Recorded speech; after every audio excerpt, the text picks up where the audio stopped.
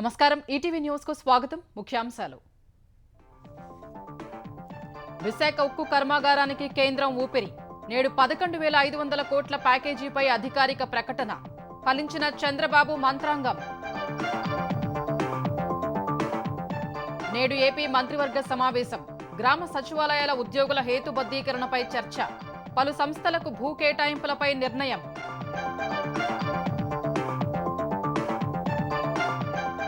కొల్లేరులో ఆక్రమణలు తొలగించాలన్న సుప్రీంకోర్టు జాలర్లకు అవగాహన కల్పించాలని సూచన 3 నెలల్లో సరిహద్దులు నిర్ధారించాలని ప్రభుత్వానికి ఆదేశం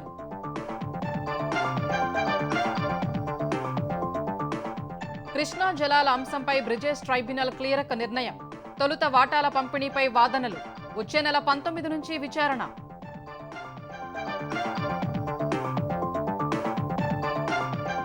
సింగపూర్ చేరిన సీఎం రేవంత్ రెడ్డి బృందం నైపుణ్యాభివృద్ధికి ఐటీఈ విధానాల అధ్యయనం రివర్ ఫ్రంట్ ను సందర్శించే అవకాశం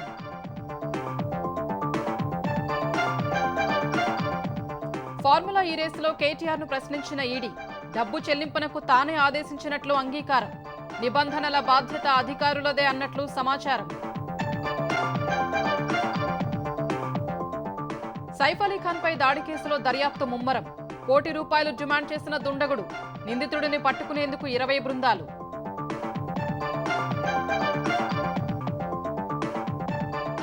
కాల్పుల విరమణపై ఇజ్రాయెల్ వెనకడుగు హమాస్ వైఖరిపై నెతన్యాహు అనుమానం ఒప్పందం ఆమోదానికి కేబినెట్ భేటీ లేదని ప్రకటన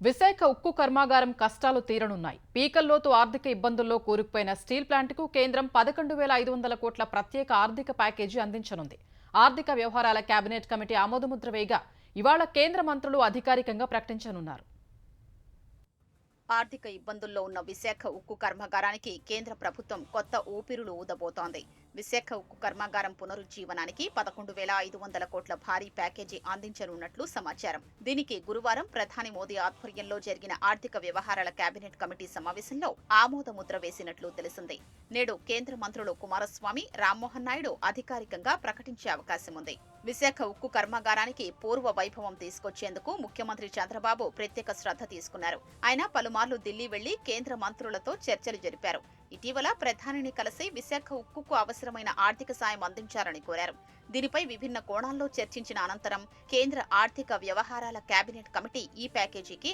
ఆమోదం తెలిపినట్లు తెలుస్తోంది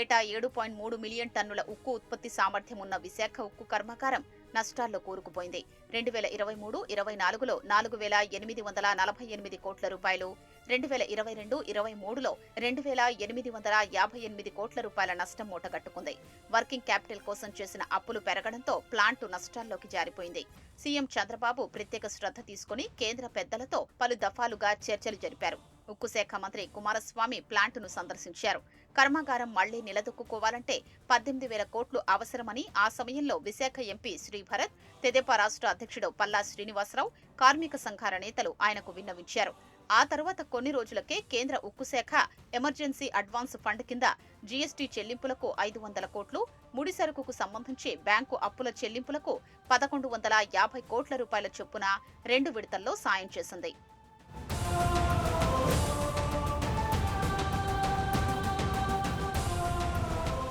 వర్కింగ్ క్యాపిటల్ కోసం చేసిన అప్పుల భారంతో పాటు తగినంత ముడిసరుకు లేకపోవడం కోర్టు అటాచ్మెంట్లు ఇన్సాల్వెన్సీ ప్రొసీడింగ్స్ తో విశాఖ ఉక్కు కర్మాగారం తీవ్ర ఇబ్బందుల్లో ఉంది వీటి నుంచి సంస్థను బయటపడేయడంతో పాటు భవిష్యత్తులో తలెత్తే కష్టాల నుంచి తప్పించడానికి ఒక సమగ్ర ప్రణాళికను తయారు చేస్తున్నట్లు కేంద్ర ప్రభుత్వం ఇదివరకే పార్లమెంటు స్థాయి సంఘానికి చెప్పింది దీనిపై త్వరగా నిర్ణయం తీసుకోవాలని ఆ సంఘం పార్లమెంటుకు సమర్పించిన నివేదికలో సిఫార్సు చేసింది దీని ప్రకారమే ఇప్పుడు కేంద్ర ప్రభుత్వం ఆర్థిక ప్యాకేజీ అందించడానికి ముందుకొచ్చినట్లు సమాచారం 10,300 కోట్లను బాండ్ల రిడెంప్షన్ ద్వారా మిగిలిన మొత్తాన్ని ఇతర మార్గాల్లో సమకూర్చడానికి సిద్ధమవుతున్నట్లు సమాచారం మొత్తం ప్యాకేజీ విధి విధానాలు ఎలా ఉంటాయన్నది కేంద్ర మంత్రి అధికారిక ప్రకటనలో తేలనుంది ముఖ్యమంత్రి చంద్రబాబు నాయుడు అధ్యక్షతన నేడు ఏపీ మంత్రివర్గ సమావేశం జరగనుంది. ఉదయం 11 గంటలకు సచివాలయంలో జరిగే ఈ భేటీలో గ్రామ వార్డు సచివాలయ ఉద్యోగుల హేతుబద్ధీకరణపై చర్చించి నిర్ణయం తీసుకోనున్నారు. సచివాలయాల ద్వారా ప్రజలకు మెరుగైన సేవలు అందించాలన్న లక్ష్యంతో 1,27,000 మంది ఉద్యోగుల్ని హేతుబద్ధీకరించాలని ప్రభుత్వం నిర్ణయించింది. ఒక సచివాలయంలో తక్కువ, మరో చోట ఎక్కువ మంది ఉద్యోగులు ఉన్న నేపథ్యంలో పాలనాపరమైన ఇబ్బందులను దృష్టిలో ఉంచుకుని వీరిని కేటగిరీలుగా విభజించనున్నారు. వివిధ రంగాల్లో కొత్త పెట్టుబడులు, పలు సంస్థలకు భూముల కేటాయింపులు తదితర అంశాలు కేబినెట్ ముందుకు రానున్నాయి. కృష్ణా జలాల వివాదంపై బ్రిజేష్ కుమార్ ట్రైబ్యునల్ కీలక నిర్ణయం తీసుకోనుంది. అంతర్రాష్ట్ర జల వివాద చట్టం ప్రకారం మొదటగా 2 రాష్ట్రాల వాదనలు వినాలని నిర్ణయించింది. ఫిబ్రవరి 19 నుంచి 21 వరకు వాదనలు వింటామని బ్రిజేష్ కుమార్ ట్రైబ్యునల్ ఆదేశాలు జారీ చేసింది. ఆ తర్వాత ఏపీ పునర్విభజన చట్టంలోని సెక్షన్ 89 ప్రకారం తుది వాదనలు వినడంతో పాటు ప్రాజెక్టుల వారీగా నీటి కేటాయింపుల అంశాన్ని చేపడతామని వెల్లడించింది. కృష్ణా జలాల వివాదంపై బ్రిజేష్ కుమార్ ట్రైబ్యునల్ గురువారం కీలక ఆదేశాలు జారీ చేసింది. అంతర్రాష్ట్ర జల వివాద చట్టంలోని సెక్షన్ 3 ప్రకారం కేంద్రం 2023లో జారీ చేసిన తదుపరి టర్మ్స్ ఆఫ్ రిఫరెన్స్ TOR పై మొదట 2 రాష్ట్రాల వాదనలు వినాలని నిర్ణయించింది. ఇది పూర్తయిన తర్వాత ఆంధ్రప్రదేశ్ పునర్విభజన చట్టంలోని సెక్షన్ 89 ప్రకారం తుది వాదనలు వింటామని పేర్కొంది. ఫిబ్రవరి 19 నుంచి 21 వరకు వాదనలు జరుగుతాయి. బచావత్ ట్రైబ్యునల్ ఉమ్మడి ఆంధ్రప్రదేశ్ కు కేటాయించిన నీటిలో ఎవరి వాటా ఎంత అన్నదానిపై మొదట వాదనలు విన్న తర్వాతే ప్రాజెక్టుల వారీగా నీటి కేటాయింపుల అంశాన్ని ట్రైబ్యునల్ చేపట్టనుంది. బచావత్ ట్రైబ్యునల్ ఉమ్మడి ఆంధ్రప్రదేశ్ కు 811 టీఎంసీల నీటిని కేటాయించింది. శ్రీశైలం, నాగార్జున సాగర్లలో 150 టీఎంసీలు నిల్వ చేసుకుని క్యారీ ఓవర్ గా వినియోగించుకోవడం సహా మిగులు జలాలను వినియోగించుకునే స్వేచ్ఛ ఇచ్చింది. పునర్విభజన చట్టం ప్రకారం బచావత్ ట్రైబ్యునల్ కేటాయింపులను, ప్రాజెక్టుల వారీగా కేటాయింపును నిర్ధారించడం, తక్కువ నీటి లభ్యత ఉన్నప్పుడు వినియోగం ఎలా అన్నదానిపై 2 రాష్ట్రాల మధ్య ట్రైబ్యునల్ ఎదుట 10 ఏళ్లుగా వాదనలు జరుగుతున్నాయి. అంతర్రాష్ట్ర జల వివాద చట్టంలోని సెక్షన్ 3 ప్రకారం వాదనలు విని బచావత్ ట్రైబ్యునల్ చేసిన కేటాయింపులో ఎవరి వాటా ఎంత అన్నది తేల్చే పనిని కూడా బ్రిజేష్ కుమార్ ట్రైబ్యునల్ కే అప్పగిస్తూ కేంద్ర జలశక్తి మంత్రిత్వ శాఖ 2023 అక్టోబర్ 6న తదుపరి టర్మ్స్ ఆఫ్ రిఫరెన్స్ TOR జారీ చేసింది. దీనిపై ఆంధ్రప్రదేశ్ సుప్రీంకోర్టును ఆశ్రయించింది. ట్రైబ్యునల్ ఎదుట వాదనలు వినిపించాలని, అయితే తమ తుది తీర్పునకు లోబడి ట్రైబ్యునల్ నిర్ణయం ఉంటుందని సుప్రీంకోర్టు పేర్కొంది. ఈ నేపథ్యంలో గతేడాది ట్రైబ్యునల్ ఎదుట వాదనలు జరిగాయి. ఆంధ్రప్రదేశ్ పునర్విభజన చట్టంలోని సెక్షన్ 89, అంతర్రాష్ట్ర జల వివాద చట్టంలోని సెక్షన్ 3 ప్రకారం తెలంగాణ, ఆంధ్రప్రదేశ్లు దాఖలు చేసిన విజ్ఞప్తులు, సాక్ష్యాలు, డాక్యుమెంట్లు, రిఫరెన్స్లను కామన్ రికార్డుగానే పరిగణించాలని, పునర్విభజన చట్టంలోని సెక్షన్ 89, అంతర్రాష్ట్ర జల వివాద చట్టంలోని సెక్షన్ 3 కింద వాదనల్ని కలిపి వినాలని కోరుతూ ట్రైబ్యునల్ ఎదుట తెలంగాణ మధ్యంతర దరఖాస్తులు దాఖలు చేసింది. అయితే దీన్ని ఆంధ్రప్రదేశ్ వ్యతిరేకించింది. మొదట పునర్విభజన చట్టంలోని సెక్షన్ 89 ప్రకారం ప్రధాన వాదనలు ముగించాలని, తదుపరి TOR పై తాము వేసిన కేసు సుప్రీంకోర్టులో ఉందని, డాక్యుమెంట్లు, సాక్ష్యాలను కలిపి పరిగణలోకి తీసుకోవడానికి వీల్లేదని పేర్కొంది. గురువారం 2 రాష్ట్రాల వాదనలు విన్న ట్రైబ్యునల్ అంతర్రాష్ట్ర జల వివాద చట్టంలోని సెక్షన్ 3 ప్రకారం మొదట చేపట్టాలని నిర్ణయించింది. సెక్షన్ 89, సెక్షన్ 3ల ప్రకారం వాదనల్లో కొన్ని ఒకే రకమైన అంశాలున్నాయని, మరికొన్ని లేవని తాజా ఉత్తర్వుల్లో పేర్కొంది. రెండిటినీ కలిపి వింటే ఒకే ఆర్డర్లో తీర్పు చెప్పాల్సి ఉంటుందని, ఇలా చేస్తే సుప్రీంకోర్టులో ఆంధ్రప్రదేశ్ కేసు గెలిస్తే సమస్య ఉత్పన్నమవుతుందని, అలాంటప్పుడు కలిపి ఇచ్చిన ఆర్డర్ను విడదీయడం సాధ్యం కాదని పేర్కొంది. ఈ నేపథ్యంలో రెండిటినీ కలిపి వినడం సరైంది కాదని, వేరువేరుగా వినడమే మంచిదని అభిప్రాయపడింది. అంతర్రాష్ట్ర జల వివాద చట్టంలోని సెక్షన్ 3 ప్రకారం జారీ చేసిన తదుపరి TOR ప్రకారం మొదట వాదనల్ని వినడమే సరైందని అభిప్రాయపడింది. ఇందులో నీటి పంపిణీ అంశం ఉన్నందున ఇది తేలిన తర్వాత పునర్విభజన చట్టంలోని సెక్షన్ 89 ప్రకారం ప్రాజెక్టుల వారీగా కేటాయింపుల అంశం చేపట్టడం సరైందని పేర్కొంది. ఇప్పటి వరకు 2 వాదనలకు ఇచ్చిన సాక్ష్యాలు, రికార్డులను సెక్షన్ 89 ప్రకారం ఇచ్చిన వాటిని తదుపరి TOR కు పరిగణలోకి తీసుకోవచ్చని చెప్పింది. సెక్షన్ 89 ప్రకారం వాదనల సమయంలో తదుపరి TOR కు ఇచ్చినవి పరిగణలోకి తీసుకోవాల్సిన అవసరం లేదంది. డాక్యుమెంట్లలో వేటిని పరిగణలోకి తీసుకోవాలో, వేటిని తీసుకోకూడదో వాదనల సమయంలో అప్పటి పరిస్థితిని బట్టి నిర్ణయం తీసుకుంటే సరిపోతుందని వ్యాఖ్యానించింది. ఈ మేరకు తీర్పు చెప్తూ ఫిబ్రవరి 19 నుంచి 21 వరకు తదుపరి వాదనలు జరుగుతాయని వెల్లడించింది. ట్రైబ్యునల్ ఆదేశాలతో తదుపరి కార్యాచరణపై రాష్ట్ర ప్రభుత్వం దృష్టి సారించింది. న్యాయవాదులు, అధికారులు, ఇంజనీర్లతో మంత్రి ఉత్తమ్ కుమార్ రెడ్డి చర్చించారు. కృష్ణా జలాల పంపిణీకి 3వ సెక్షన్ కింద వాదనలు వినడానికి బ్రిజేష్ కుమార్ ట్రైబ్యునల్ అంగీకరించడం తెలంగాణ సాధించిన విజయమని మంత్రి ఉత్తమ్ కుమార్ రెడ్డి చెప్పారు. తెలంగాణలో కృష్ణానది పరివాహక ప్రాంతం 68.5% ఉన్నందున నీటి వాటా 555 టీఎంసీలు దక్కాల్సి ఉందన్నారు. కానీ కేసీఆర్ తెలంగాణ ప్రయోజనాల్ని పణంగా పెట్టి 299 టీఎంసీలకు ఒప్పుకున్నారని ఉత్తమ్ మండిపడ్డారు. గత ప్రభుత్వం నిర్లక్ష్యం వల్ల తెలంగాణకు జరగాల్సిన న్యాయం ఆలస్యమైందన్నారు. పాలమూరు, రంగారెడ్డి, కల్వకుర్తి, నెట్టెంపాడు, భీమా ప్రాజెక్టులకు ఇప్పటికీ నీటి కేటాయింపులే లేవని, కనీసం వాటి డీపీఆర్లను కేంద్ర జలసంఘం, కృష్ణానది యాజమాన్య బోర్డుకు పంపి నీటి కేటాయింపులు చేయించుకోవడంలో విఫలమయ్యారని ఉత్తమ్ ధ్వజమెత్తారు. పెట్టుబడులే లక్ష్యంగా ముఖ్యమంత్రి రేవంత్ రెడ్డి బృందం నేటి నుంచి సింగపూర్లో పర్యటించనుంది. చాంగీలోని సింగపూర్ యూనివర్సిటీ ఆఫ్ టెక్నాలజీని సందర్శించి నైపుణ్య విశ్వవిద్యాలయంలో భాగస్వామ్యంపై ఒప్పందం చేసుకోనుంది. సింగపూర్లోని రివర్ ఫ్రంట్ను సందర్శిస్తుంది. 3 రోజుల సింగపూర్ పర్యటన తర్వాత సీఎం రేవంత్ రెడ్డి సారథ్యంలోని బృందం స్విట్జర్లాండ్ బయలుదేరనుంది. ముఖ్యమంత్రి రేవంత్ రెడ్డి బృందం సింగపూర్ వెళ్లింది. నిన్న రాత్రి 10 గంటలకు సీఎం రేవంత్ రెడ్డి ఢిల్లీ నుంచి సింగపూర్లోని చాంగీ నగరానికి వెళ్లారు. 3 రోజుల పాటు సింగపూర్లో ముఖ్యమంత్రి రేవంత్ రెడ్డి, పరిశ్రమల శాఖ మంత్రి శ్రీధరబాబు, ఉన్నతాధికారులతో కూడిన బృందం పర్యటిస్తుంది. చాంగీలోని Singapore institute of technology education ని సందర్శిస్తారు. నైపుణ్యాభివృద్ధి కోసం సింగపూర్ ఐటీఈ అనుసరిస్తున్న విధానాలు, అమలు చేస్తున్న కోర్సులపై అధ్యయనం చేస్తారు. రాష్ట్రంలో ఏర్పాటు చేసే యంగ్ ఇండియా స్కిల్ యూనివర్సిటీకి సహకారంపై సింగపూర్ ఐటీఈతో ప్రభుత్వం ఒప్పందం చేసుకోనుంది. సింగపూర్లో రివర్ ఫ్రంట్ ను ముఖ్యమంత్రి రేవంత్ రెడ్డి బృందం సందర్శిస్తుంది. మూసీ పునరుజ్జీవనం కోసం సింగపూర్లో రివర్ ఫ్రంట్ అభివృద్ధికి అనుసరించిన విధానాలను అధ్యయనం చేస్తారు. రాష్ట్రంలో పెట్టుబడుల కోసం అక్కడ వివిధ కంపెనీలతో సంప్రదింపులు జరుపుతారు. సింగపూర్లో ఈ నెల 19 వరకు పర్యటించి మరో 3 పర్యటనల కోసం ఈ నెల 20న స్విట్జర్లాండ్ వెళ్తారు. దావోస్లో జరగనున్న ప్రపంచ ఆర్థిక ఫోరం సదస్సులో సీఎం రేవంత్ రెడ్డి బృందం పాల్గొంటుంది. తెలంగాణ పెట్టుబడులకు గమ్యస్థానంగా ప్రపంచానికి పరిచయం చేసేందుకు దావోస్ ఆర్థిక సదస్సు కీలకంగా దోహదపడుతుందని ప్రభుత్వం భావిస్తోంది. ప్రధానంగా clean and green energy, future city కాన్సెప్ట్లను ప్రచారం చేయాలని నిర్ణయించింది. IT, artificial intelligence, pharma, manufacturing, clean and green energy రంగాలకు ప్రభుత్వం ఇస్తున్న ప్రోత్సాహకాలను వివరించి పెట్టుబడుల్ని ఆకర్షించాలని లక్ష్యంగా పెట్టుకుంది. హైదరాబాద్లో ఫ్యూచర్ సిటీ అభివృద్ధి, నగరంలో ప్రపంచ స్థాయి ఎలివేటెడ్ కారిడార్లు, రేడియల్ రోడ్లు, మెట్రో విస్తరణ, మూసీ పునరుజ్జీవన ప్రాజెక్టుల వంటి సానుకూలతల వల్ల భారీగా పెట్టుబడులొస్తాయని సర్కారు ధీమాతో ఉంది. ఫార్ములా ఈ రేస్ కేసులో మాజీ మంత్రి కేటీఆర్ను ఈడీ సుదీర్ఘంగా విచారించింది. డబ్బు చెల్లించాలని తానే ఆదేశాలు ఇచ్చినప్పటికీ నిబంధనల ప్రకారం నడుచుకోవాల్సిన బాధ్యత అధికారులదేనని కేటీఆర్ చెప్పినట్లు తెలుస్తోంది.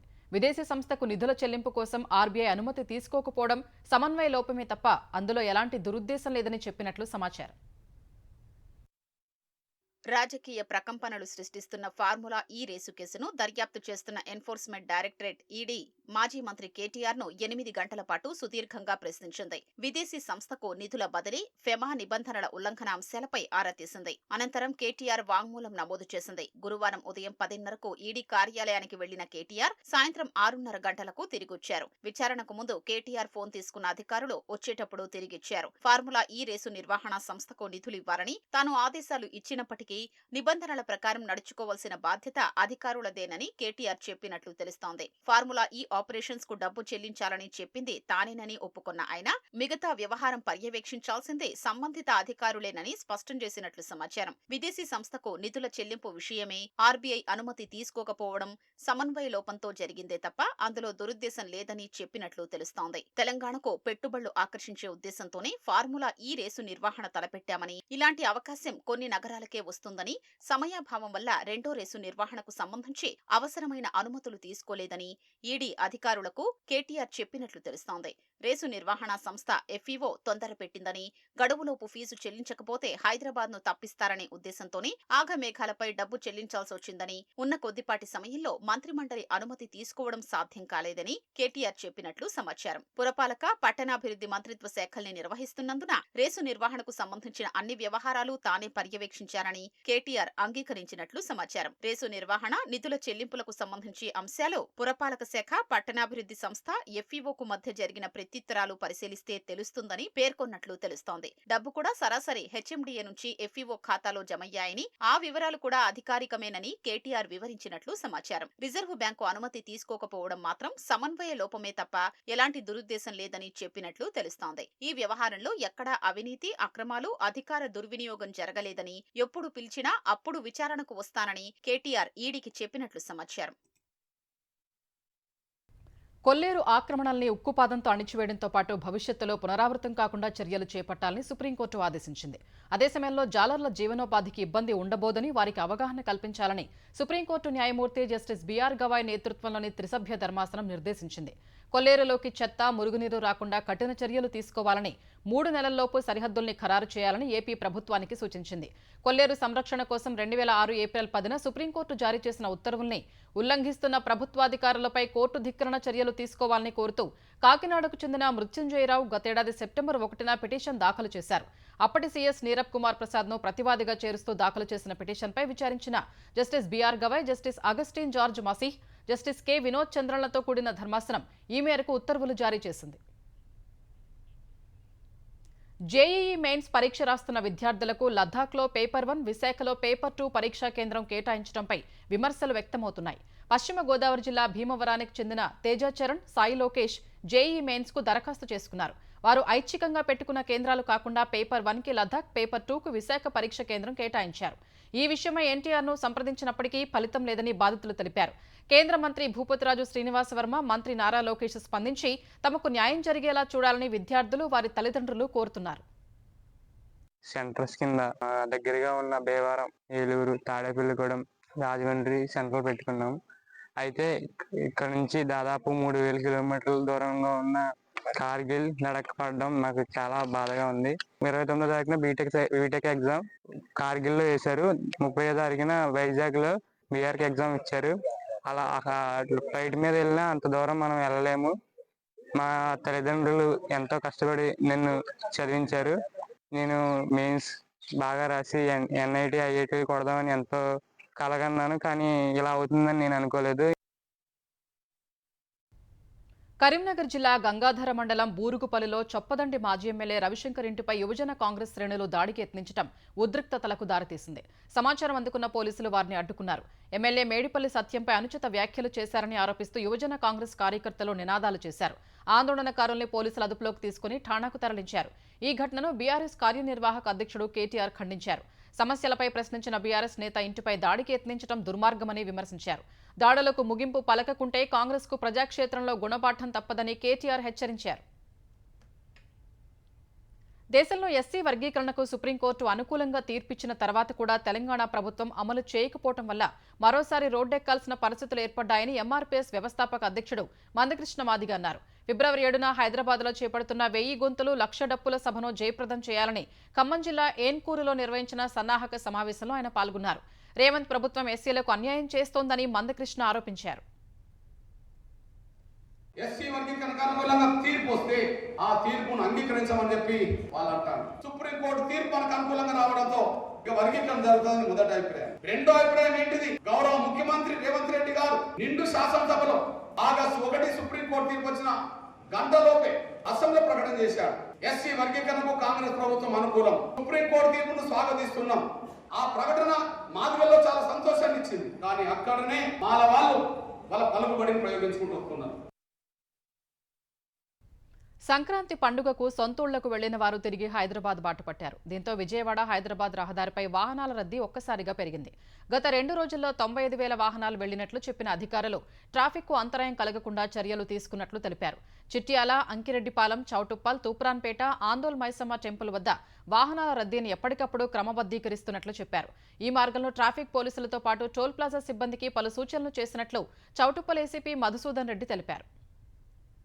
ఆన్వర్డ్ జర్నీ ఏ విధంగా అయితే ప్లాన్ చేసినామో పకడ్బందీగా సింగిల్ ఇన్సిడెంట్ కాకుండా ఎక్కడ కూడా ట్రాఫిక్ స్లో కాకుండా అదే విధంగా కూడా రిటర్న్ జర్నీలో కూడా జంక్షన్లో మీడియన్ ఓపెనింగ్స్లో కూడా మా పోలీస్ సిబ్బందిని నియమించి ఇక్కడ కూడా ఏ వెహికల్స్ ఆగకుండా మేము ట్రాఫిక్ ఫ్రీ ఫ్లోకు రావడానికి సహకరిస్తున్నాము. కార్ల వాళ్ళకు కూడా మనవి ఏంటంటే జాగ్రత్తగా డ్రైవ్ చేసి వాళ్ళ గమ్యస్థానాలకు చేరాలని చెప్పి మేము కోరుకుంటున్నాము.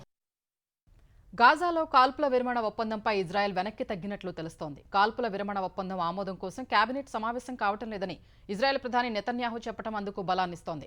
హమాస్ ఇంకా వెనక్కి తగ్గలేదని, మరిన్ని రాయితీలు పొందాలని చూస్తోందని నెతన్యాహు కార్యాలయం ఓ ప్రకటనలో పేర్కొంది. అంతకుముందు అమెరికా, ఖతార్ సహా పలు దేశాల మధ్యవర్తిత్వంతో యుద్ధ విరమణ ఒప్పందానికి ఇజ్రాయెల్, హమాస్ అంగీకరిస్తూ ఓ ప్రకటన విడుదల చేశాయి. ఫలితంగా శాంతి స్థాపన జరుగుతుందంటూ గాజాలో ప్రజలు సంబరాలు చేసుకున్నారు.